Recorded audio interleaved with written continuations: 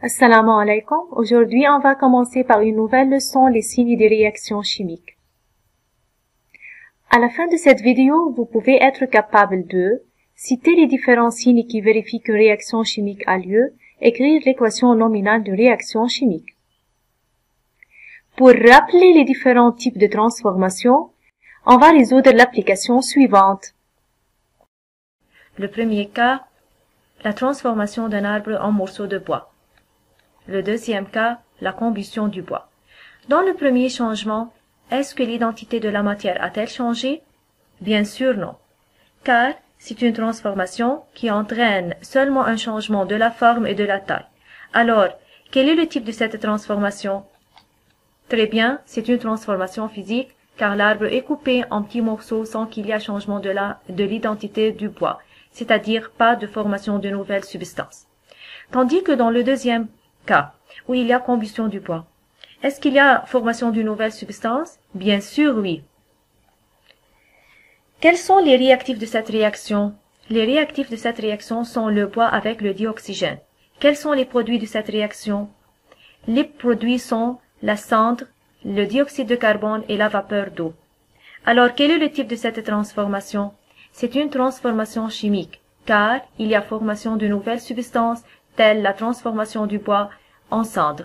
Les substances au début de la réaction et qui réagissent entre eux sont appelées les réactifs, et les substances obtenues à la fin de la réaction sont appelées des produits. Dans la combustion, ou bien dans le cas de la combustion du bois, quels sont les réactifs et quels sont les produits?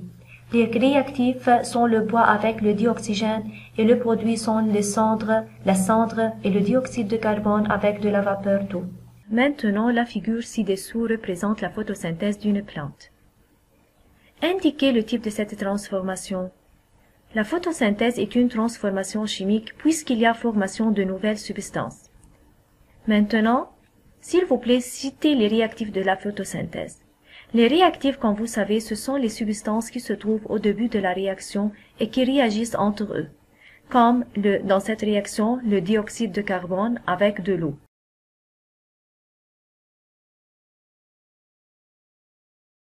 Est-ce que la lumière solaire est un réactif de la photosynthèse? Justifiez la réponse. Comme vous savez, les réactifs ce sont des substances. Puisque la lumière solaire est une énergie et n'est pas une substance, alors la lumière solaire n'est pas un réactif de cette réaction. Maintenant, nommez les produits obtenus par la photosynthèse. Les produits, ce sont des substances qui sont obtenues à la fin de la réaction. Dans cette réaction, les produits obtenus sont le dioxygène et l'amidon. Maintenant, voyons-nous les différentes transformations. La première transformation, la transformation du fer en rouille. Dans ce cas-là, ou bien dans cette transformation, les réactifs ce sont le fer avec le dioxygène qui se réagissent entre eux pour donner la rouille, qui est le produit. La deuxième transformation, c'est la combustion du ruban du magnésium. La troisième transformation, c'est la réaction qui se passe entre le sucre et l'acide sulfurique. Tous ces exemples, ce sont des exemples sur des réactions chimiques, c'est-à-dire des transformations chimiques. Mais comment peut-on vérifier qu'une réaction a eu lieu? Bien sûr, il y a des indications ou bien des signes qui montrent qu'une réaction a eu lieu. À votre avis, quels sont ces signes? Pour savoir le premier signe d'une réaction chimique, observez la première expérience entre l'eau oxygénée acidulée, c'est-à-dire eau oxygénée plus acide sulfurique, et la permanganate de potassium. Versez lentement le permanganate de potassium sur l'eau oxygénée acidulée. Qu'est-ce que vous observez? Il y a formation de bulles de gaz, et aussi la coloration violette de permanganate de potassium est disparue. Et si on verse une quantité supplémentaire de permanganate de potassium, vous observez clairement la formation de bulles gazeuses. Alors, quel est le premier signe d'une réaction chimique? Bien sûr, la formation de bulles de gaz. Maintenant, répondez aux questions suivantes qui sont à propos de la première expérience. La première question, citez les substances utilisées dans cette expérience. Dans cette expérience, comme vous savez, on a utilisé la solution du permanganate de potassium, l'eau oxygénée et l'acide sulfurique. Décrire en un seul mot les substances utilisées. Quand vous savez, les trois substances réagissent entre eux dans cette expérience, alors on les appelle les réactifs. La troisième question. Indiquez la couleur de la solution de permanganate de potassium. Quand vous voyez dans la figure devant vous, la permanganate de potassium a la couleur violette. Indiquez la couleur de l'eau oxygénée. L'eau oxygénée est incolore. Qu'observez-vous après avoir mélangé les deux solutions? On observe l'apparition des bulles de gaz qui indiquent une réaction chimique. Indiquez maintenant le signe de cette réaction chimique. Bien sûr, c'est le dégagement des gaz. Un deuxième exemple sur la production d'un gaz. La réaction qui se passe entre le vinaigre et le bicarbonate de sodium. Dans cette réaction, il y a formation de bulles de gaz, qui est le dioxyde de carbone. Alors, le signe de cette réaction chimique, c'est la formation de bulles de gaz, ou bien l'effervescence, ou bien signifie le dégagement du gaz. Pour savoir le deuxième signe de réaction chimique, observez la deuxième expérience entre l'iodure de potassium et le nitrate de plomb. Au début de la réaction, quelle est la couleur de ces deux substances? Très bien, la couleur est incolore. Alors, observez maintenant qu'est-ce qui se passe lorsqu'on verse l'iodure de potassium sur le nitrate de plomb.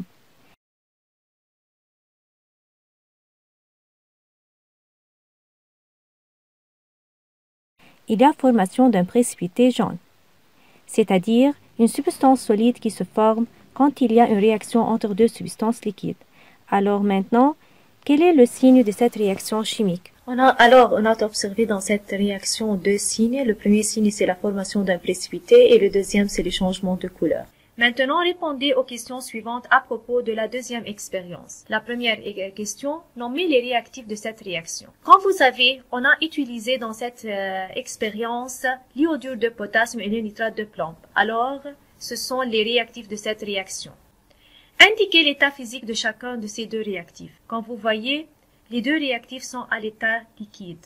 Maintenant, indiquez la couleur initiale de chacune de ces deux solutions. La couleur de ces deux solutions est incolore.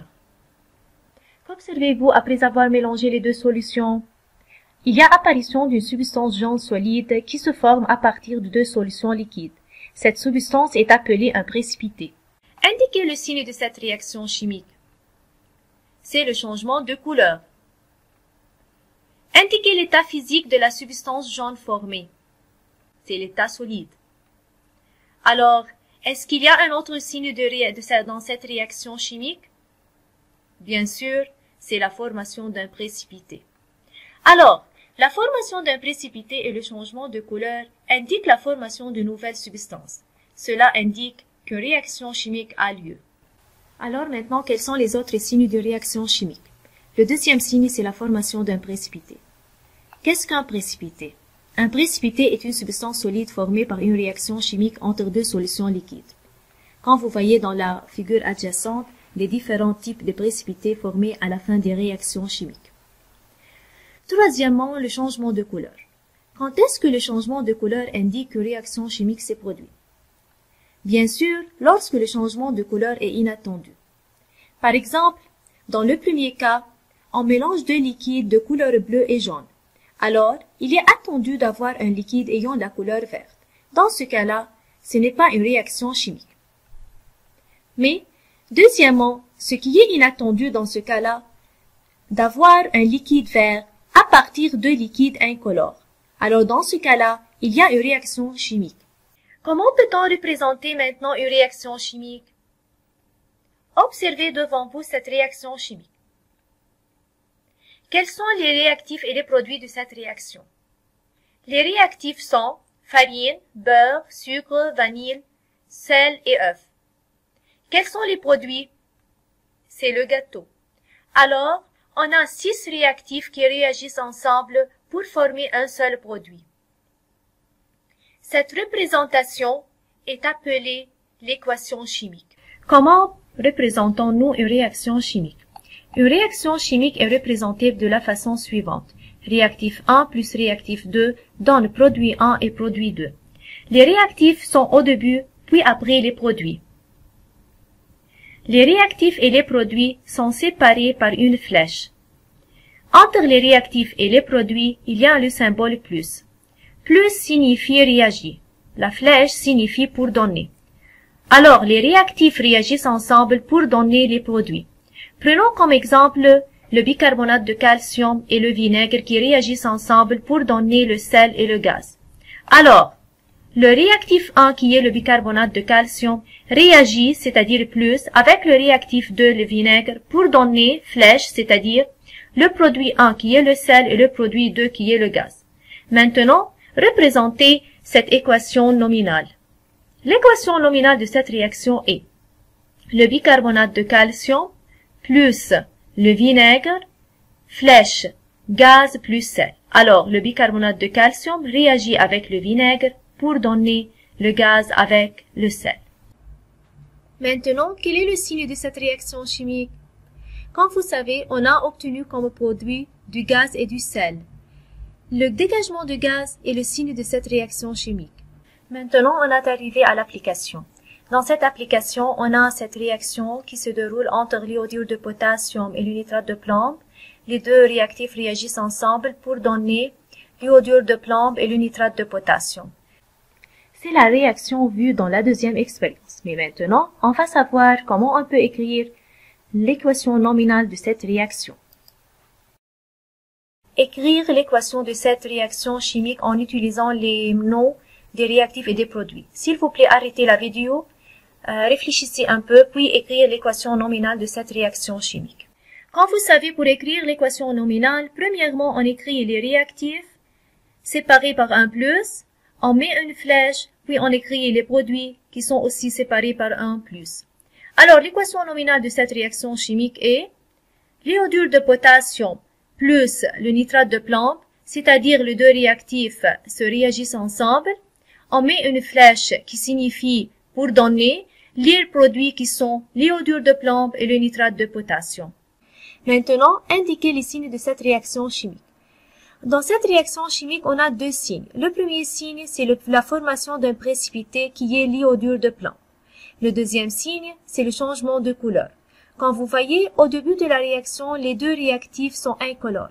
Tandis que, à la fin de cette réaction, on a obtenu un précipité qui est l'iodure de plomb qui a la couleur jaune. Alors, les deux signes sont le changement de couleur et la formation d'un précipité. Après avoir reconnaître la représentation de l'équation nominale de réaction chimique, maintenant on va indiquer le dernier signe de réaction chimique représenté par cette expérience.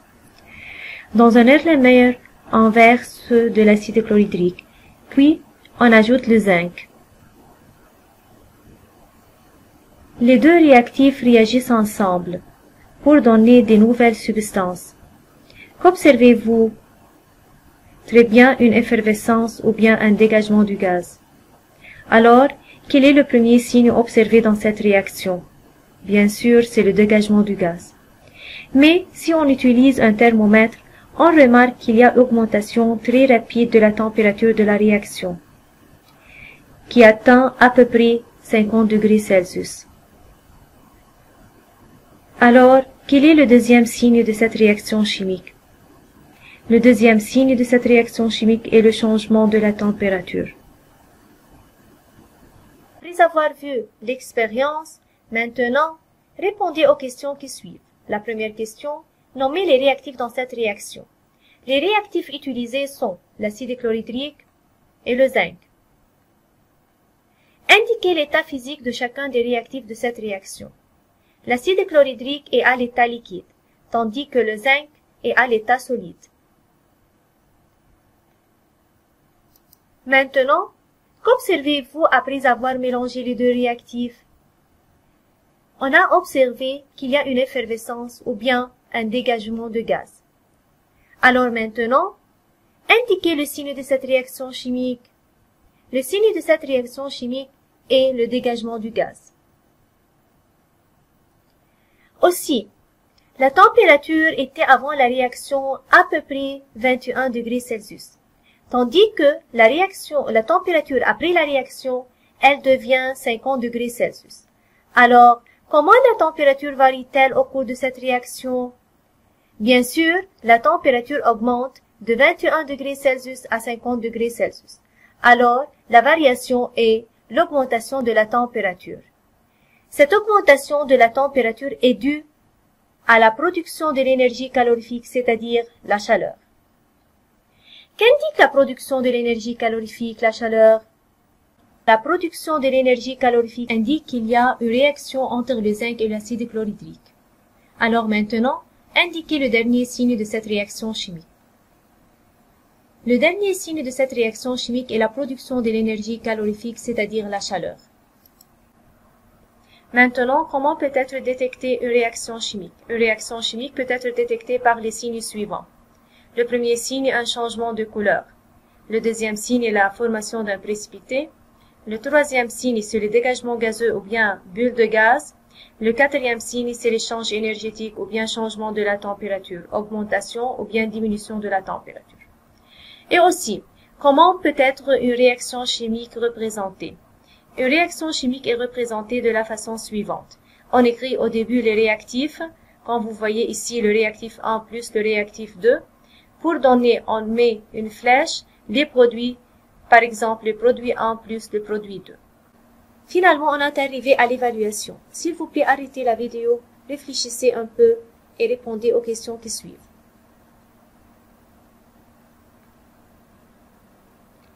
La figure ci-dessous montre une réaction entre le bicarbonate de sodium et l'acide acétique. Comme vous voyez, on a ajouté 5 g de bicarbonate de sodium sur 50 g de l'acide acétique qui sont au début de la réaction à une température 25 degrés Celsius. On a obtenu après la réaction de l'eau et du sel comme produit et un dégagement de gaz, mais la température aussi devient 15 degrés Celsius. Indiquez le signe visible de cette réaction chimique. Dans cette réaction chimique, la température au début de la réaction était 25 degrés et plus grande que celle obtenue à la fin de cette réaction qui est 15 degrés Celsius. Alors, le premier signe de cette réaction chimique, c'est le changement de la température ou bien la diminution de la température. Le deuxième signe de cette réaction chimique, c'est le dégagement du gaz qui est le dioxyde de carbone. Indiquez les réactifs dans cette réaction chimique. Les réactifs, comme vous savez, ce sont les substances qui réagissent ensemble au début de la réaction. Alors, les réactifs de cette réaction sont le bicarbonate de sodium et l'acide acétique. Aussi, arrêtez la vidéo une deuxième fois pour répondre aux questions qui suivent. Nommer les produits obtenus par cette réaction. Écrire l'équation de cette réaction chimique en utilisant les noms des réactifs et des produits. Alors, quels sont les produits obtenus par cette réaction? Comme vous voyez dans cette réaction, on a obtenu un dégagement de gaz qui est le dioxyde de carbone, de l'eau et du sel. Maintenant, l'équation nominale de cette réaction chimique est, premièrement, on écrit les réactifs de cette réaction qui sont le bicarbonate de calcium, de sodium et l'acide acétique. Puis, on met une flèche et on écrit les produits qui sont l'eau, sel et le dioxyde de carbone. Enfin, merci pour votre attention.